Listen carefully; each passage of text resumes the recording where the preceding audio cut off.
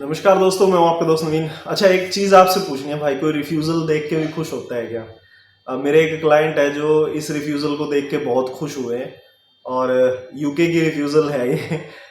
Story आपको पूरी बताता हूँ कि हुआ क्या है। एक्चुअली ये राजदीप भाई हैं और इन्होंने अपनी पूरी फैमिली के साथ में यूके का टूरिस्ट वीज़ा लगवाया था पहले। तो उसमें क्या हुआ कि इनके जो यूके का टूरिस्ट वीज़ा है वो बैन कर दिया गया था। इनकी एप्लीकेशन जो है वो बैन हो गई थी और 10 साल के लिए इनको बैन कर दिया था। 1.5 साल पहले बात है। तो उसके बाद इन्होंने कांटेक्ट किया मेरे से कि ऐसे ऐसे करके हो गया। तो फिर इनको एक अपॉर्चुनिटी मिली कि इनकी वाइफ का वर्क परमिट कन्वर्ट होना था। मतलब इन्होंने बोला कि सर ऐसे ऐसे करके वाइफ का जो है वो वर्क परमिट बन रहा है यूके का टियर 2 में, और मैं करूं या ना करूं। तो वो चीज़ मैंने उनको बोला कि भाई आप कर सकते हो, कोई दिक्कत नहीं है। उन्होंने मेरे ऊपर इस बात में बहुत ट्रस्ट किया कि भाई, क्योंकि इनका बैन है, इन्होंने बोला सर मेरा बैन है, अगर वाइफ का वर्क परमिट हो गया और मेरा बाद में ना हुआ तो फिर सारा काम खराब हो जाएगा, क्योंकि बच्चों का भी है, वाइफ का भी है, और इतना पैसा अगर हम लगा रहे हैं तो फिर बहुत मुश्किल हो जाएगी। तो मैंने उनको बोला कि भाई राजदीप, आप टेंशन मत लेना किसी भी तरह की, जितना मेरे हाथ में है मैं बैन जरूर तोड़वा दूंगा। देखो, वीज़ा मिलना ना मिलना एक अलग बात है, वो टूरिस्ट वीज़ा की मैं नहीं बोला था मैंने उनको कि भाई आपका वीज़ा आएगा नहीं आएगा, मैं उस बारे में कोई वो नहीं कहूँगा, लेकिन बैन तोड़वाऊंगा ये बात पक्की है। तो इनका मैंने क्या किया सर, अभी वीज़ा अप्लाई करवाया था। इनकी वाइफ का जो है वो वर्क परमिट हो चुका था और वो जा चुकी हैं यूके।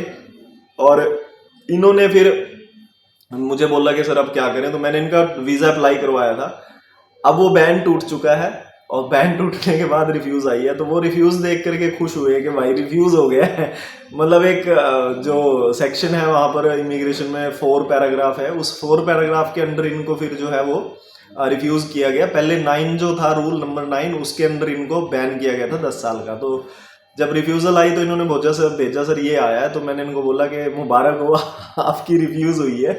तो मतलब खुश हुए हैं कि चलो रिफ्यूज़ हो गया है। मतलब मैं अभी लड़ने के लिए तो मैं जा सकता हूँ उसके लिए कि भाई वीज़ा के लिए मैं लड़ सकता हूँ, क्योंकि जब हमने अप्लाई किया था तो इनका अभी जो अप्लाई किया था उसमें उन्होंने बोल दिया था कि जी आपका प्रीवियस बैन है सेक्शन 9 के अंडर में, इसलिए हम आपका बैन जो है वो कंटिन्यू कर रहे हैं। तो फिर मैंने उसको चैलेंज किया था। तो जब मैंने उसको चैलेंज किया, चैलेंज के बाद अब इनका रिफ्यूज़ल करके दे दिया है, वो बैन तोड़ दिया है। तो मतलब 10 साल का बैन टूट गया है, तो अभी रिफ्यूज़ हो चुकी है ये, बस इतना है। और रिफ्यूज़ को भी अगर मैं चाहूँ तो अभी आगे और कंटिन्यू इसको लड़ सकते हैं, लेकिन क्योंकि हमारा मेन पर्पस वीज़ा लेना नहीं था टूरिस्ट का, वो बैन तोड़वाना था, तो वो टूट चुका है। और मेरे लिए एक खुशखबरी है कि ये एक और मेरी जो अचीवमेंट्स हम लोगों की टीम की रही है उसमें एक और अचीवमेंट ऐड हो गई है।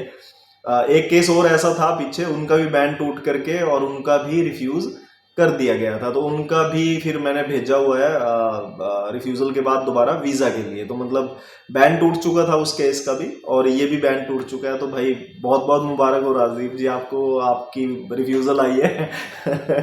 मुझे खुशी भी हुई थी जब उन्होंने बोला, तो हम हंसे हैं काफ़ी। मतलब मैं वाइफ के साथ बाहर गया हुआ था उस टाइम, तो फ़ोन आया कि सर ऐसे करके हुआ है, तो मैंने कहा मुबारक हो आपकी रिव्यूज़ आ चुकी है।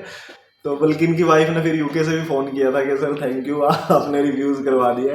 मतलब मैं एक ऐसे ऐसे केसेस भी हो जाते हैं कभी कभी कि भाई रिव्यूज़ में भी हमें खुश होना पड़ता है कि केस को रिव्यूज़ करवा दिया गया है।